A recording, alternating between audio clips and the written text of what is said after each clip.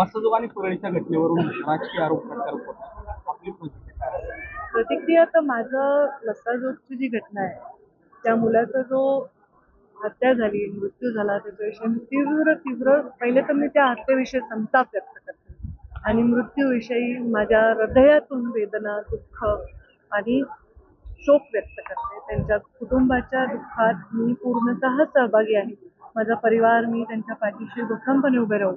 मी स्वतः मुख्यमंत्र्यांची भेट घेईन, त्यांच्याशी चर्चा करीन आणि त्यांना न्याय मिळवून देईन. मला वाटतं आरोपी पकडले पण आहेत, तर त्यांना नक्कीच न्याय मिळेल असा मला विश्वास आहे. आणि आणि जे इथे अपहरणाची घटना घडली त्याही बाबतीमध्ये चौकशी पूर्ण करू. या सगळ्या प्रकरणानंतर राजकारण तापलेलं आहे. अनेक नेते त्या ठिकाणी जाऊन भेटी दिले आहेत. कसं बघता याच्याकडे? राजकारण तापलं नाही पाहिजे याची काळजी सगळ्यांनी घेतली पाहिजे.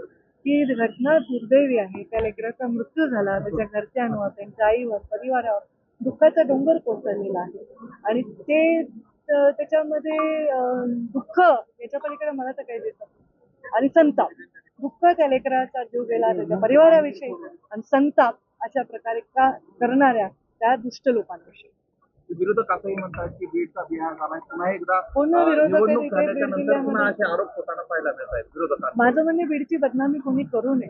राज्यभरामध्ये घटना घडतायत पण ह्याचं दुःख मला तेवढंच आहे. पण मला तरी वाटतं की आपल्या बीड जिल्ह्यातलं चांगुलपण पण आपण बाहेर वाजवून सांगायला पाहिजे.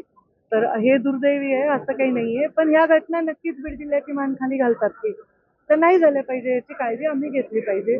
आम्ही त्या घटनांमध्ये योग्य माणसाच्या पाठीमागे योग्य पद्धतीने खंबीरपणे उभं राहिलं पाहिजे. आपोआप अशा घटना कमी होतील ना. अगदी सत्ताधारी पक्षातील जे लोक आहेत, लोकप्रतिनिधी आहेत बीड जिल्ह्यातील, राष्ट्रवादीचे असतील, भाजपचे असतील, ते सुद्धा म्हणतात की बीडमध्ये कायदा व सुव्यवस्थेवर प्रश्न निर्माण त्याच्यावर त्यांना प्रश्नचिन्ह असेल तर त्याच्यावर ते प्रश्न निपटवण्यात येईल, त्याचा मार्गी लावण्यात येईल.